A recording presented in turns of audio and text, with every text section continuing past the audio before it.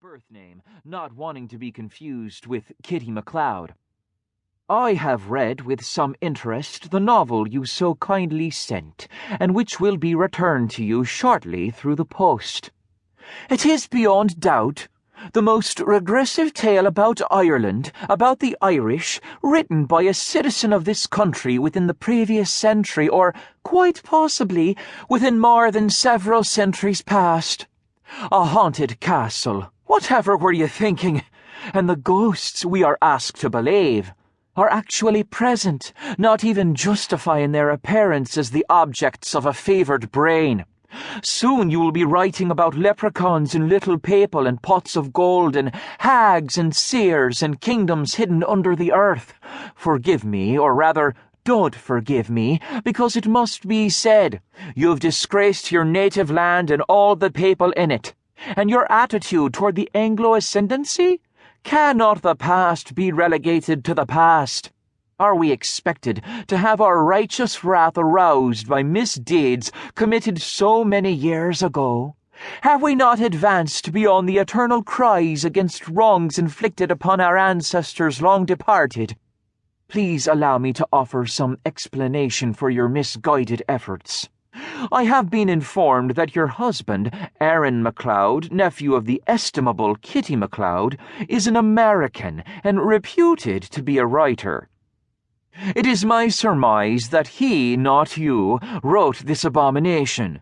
Not one native-born in Erin could possibly be so ignorant of what Ireland is and who the Irish are.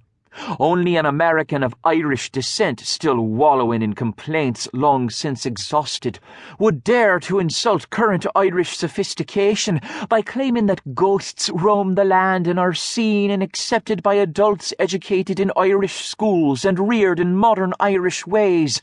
Only an American, whose people abandoned Ireland in distant times, would promote a sense of outrage against the English, to whom we are now reconciled except for some sullen Catholics in the north.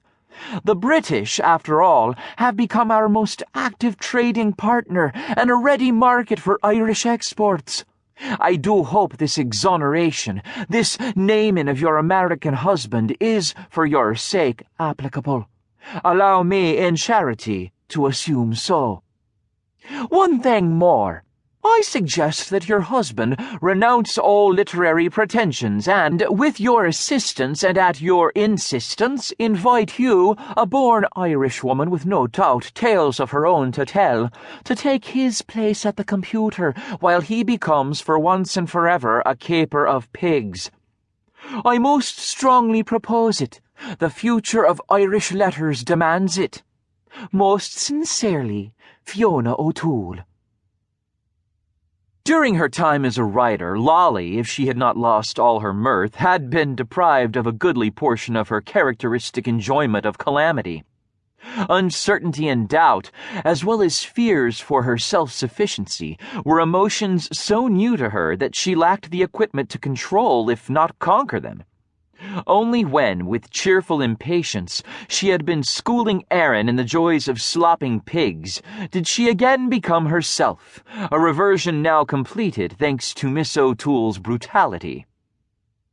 Rather than dismiss the woman's words as the blind and ignorant rant of an obvious incompetent, a reaction Aaron himself had had to resort to on more than one occasion, Lolly had, with raucous delight, required her husband to repeat out loud choice passages that intensified her hilarity and heightened the pitch of her laughter.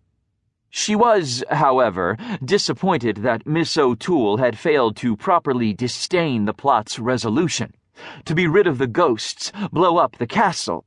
This absurd denouement had been suggested by Kitty and her husband Kieran when Lolly had appealed to them for some way to bring the entire debacle to an acceptable conclusion. And the absurdity increased when they further suggested that gunpowder was already planted in the flagstones of the castle's great hall. Lolly was embarrassed by this want of invention, but, innocent that she was, she did as she was told. Why had the agent not remarked on this obvious failure of the imagination? But when Lolly had said to Aaron, "Read again the part about it must have been you who wrote it, that part," I think once is enough.